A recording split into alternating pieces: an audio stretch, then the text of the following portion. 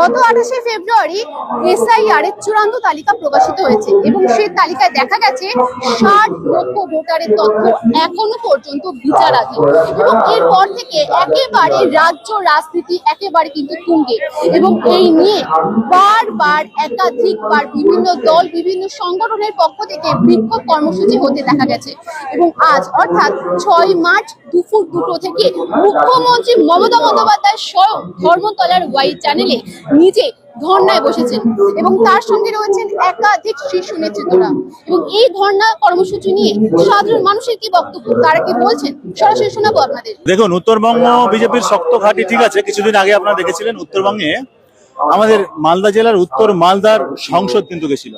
কেন গেছিল? উত্তরবঙ্গে ভয়াবহ বন্যা হয়েছিল, প্রাকৃতিক বিপর্যয় হয়েছিল এবং সেখানে বন্যার ত্রাণ দেওয়ার নাম করে নাটক করতে গেছিল উত্তরবঙ্গের আমাদের উত্তর মালদার বিজেপির সংসদ খগন মোদী। কিন্তু উত্তরবঙ্গের মানুষ তাকে কিন্তু কেলানিটা ওখানে ভালো মতো দিয়েছিল। কেন? উত্তরবঙ্গের মানুষ বুঝে গেছে এইবার বিশেষ করে নির্বাচনে উত্তরবঙ্গে যে এত বড় প্রাকৃতিক দুর্যোগ হলো, ছটা এমপি রয়েছে উত্তরবঙ্গে, কোনো রকম আর্থিক সহযোগিতা আসেনি। শুধু উত্তরবঙ্গ বলো নয়, আমাদের মালদা মুর্শিদাবাদের বেশ কিছু এলাকা গঙ্গা ভাঙন কবলিত এলাকা, এখন পর্যন্ত গঙ্গা ভাঙনের স্থায়ী সমাধান খুঁজে পায়নি বিজেপি, যেহেতু কেন্দ্র সরকারের আওতায় গঙ্গা রক্ষণাবেক্ষণের দায়িত্ব। তাছাড়া আমাদের পশ্চিমবঙ্গের যা বর্তমান অবস্থা, পশ্চিমবঙ্গে দেখতে পাচ্ছেন আপনারা 100 দিনের কাজের টাকা বন্ধ, দেখতে পাচ্ছেন আমাদের ঘরের টাকাটাও বন্ধ করে রেখেছে।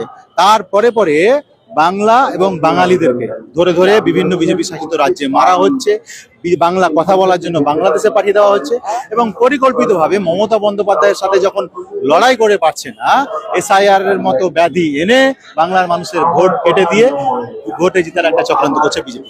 শুধু উত্তরবঙ্গ নয়, সারা পশ্চিমবঙ্গে এবার বিজেপিকে বাংলার মানুষ কড়া জবাব দেবে, শুধু সময়ের অপেক্ষা মাত্র। বিরোধী কে আছে বাংলায়? ওই সিপিএম না বিজেপি? এই সিপিএম যে 2011 সালে ক্ষমতায় 34 বছর ক্ষমতা থাকার পরে 2011 সালে যখন তারা ক্ষমতা থেকে গেল, তাদেরকে হ্যারিকেন দিয়ে খুঁজে পাওয়া যাচ্ছে না। ওদের আমি বিরোধী মনে করি, যারা তৃণমূল কংগ্রেস কর্মী তারা মনে করে না।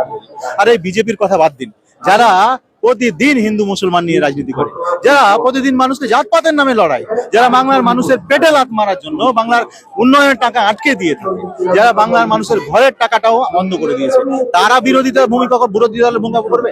এখানে দেখবেন যারা 2021 বিধানসভা নির্বাচনে 77-এ ছিল, তো ওই 2026-এ এসে 26টা সিটে আটকে না যায়। বিরোধী